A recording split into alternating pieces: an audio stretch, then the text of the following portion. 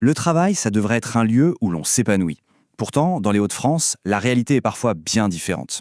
Aujourd'hui, on va s'intéresser à deux organisations qui ont décidé de prendre ce problème à bras-le-corps avec une mission très claire, rendre le monde du travail plus sûr et surtout plus humain. Allez, on plonge dans leur histoire.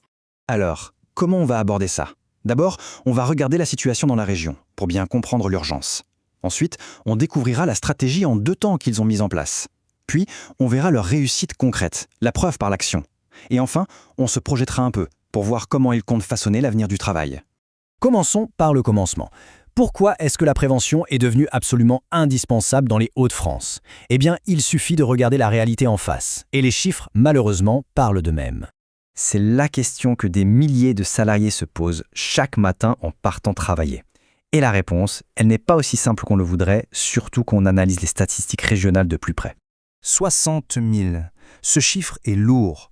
Ce n'est pas juste une statistique, c'est 60 000 vies qui sont bouleversées, 60 000 familles touchées, et parmi elles, une centaine qui sont en deuil. Chaque année, ce bilan alarmant nous rappelle qu'il y a une urgence absolue à agir. Et quand on compare, le constat est sans appel. Ce graphique montre bien le décalage. Le taux d'accident dans les Hauts-de-France est significativement plus élevé que la moyenne nationale. Ça confirme que la sécurité physique est un véritable défi spécifique à notre région. Mais attention, les dangers ne sont pas toujours visibles. Derrière les écrans d'ordinateur ou sur les lignes de production, près de 6 salariés sur 10 sont exposés à ce qu'on appelle les risques psychosociaux. Le stress, le burn-out, la santé mentale est devenue un combat tout aussi crucial. Face à ce double défi, physique d'un côté, mental de l'autre, 2 forces du changement se sont levées. Découvrons ensemble qui sont ces acteurs et comment leur approche complémentaire répond à cette situation d'urgence. On a donc un duo de choc. D'un côté, Proactive Prévention, qui apporte son expertise et ses solutions aux entreprises qui existent aujourd'hui. De l'autre, l'association Prévention Jeunesse France, qui va semer les bonnes graines, les bons réflexes chez les travailleurs de demain. L'un agit sur le présent, l'autre construit l'avenir. C'est vraiment cette alliance qui fait toute leur force. Cette phrase, c'est bien plus qu'un simple slogan. C'est vraiment le cœur de leur philosophie. Ça veut dire que la sécurité au travail, ce n'est pas qu'une histoire de règles à respecter. Non, c'est une condition essentielle pour que chaque personne puisse se réaliser et s'épanouir dans sa carrière.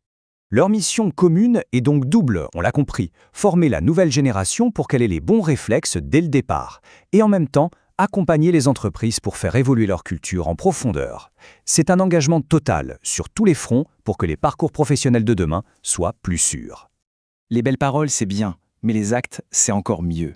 Alors, comment est-ce que cette vision s'est traduite sur le terrain? Allez, on jette un œil à ce qu'ils ont accompli en 2025.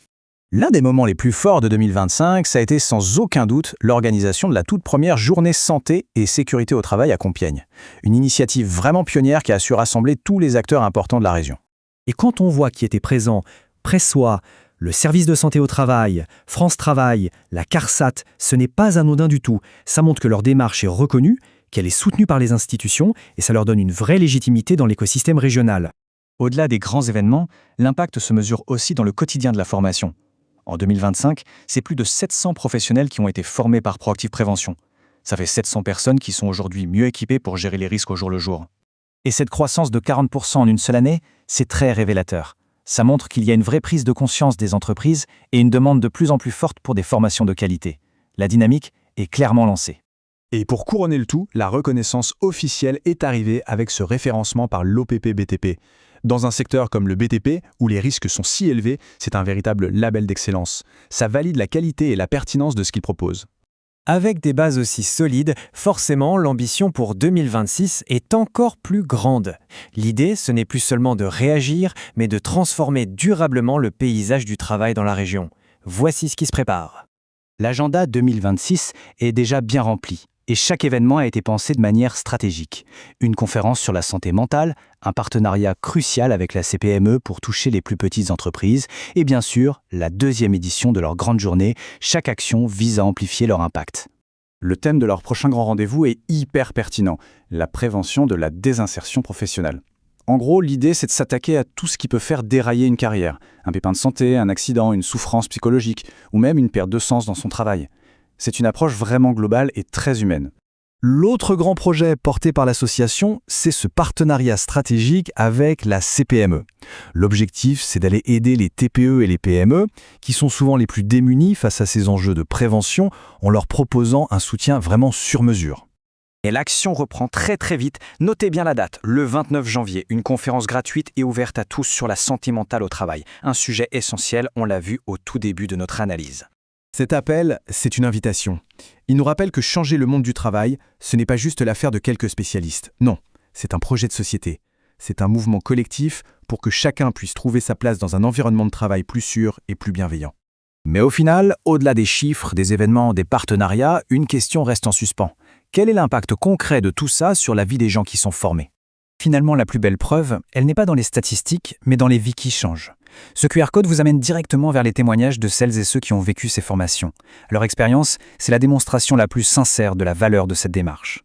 Parce qu'au bout du compte, agir pour la prévention, ce n'est pas seulement éviter le pire, c'est surtout construire le meilleur, un avenir où le travail rime enfin avec dignité et accomplissement.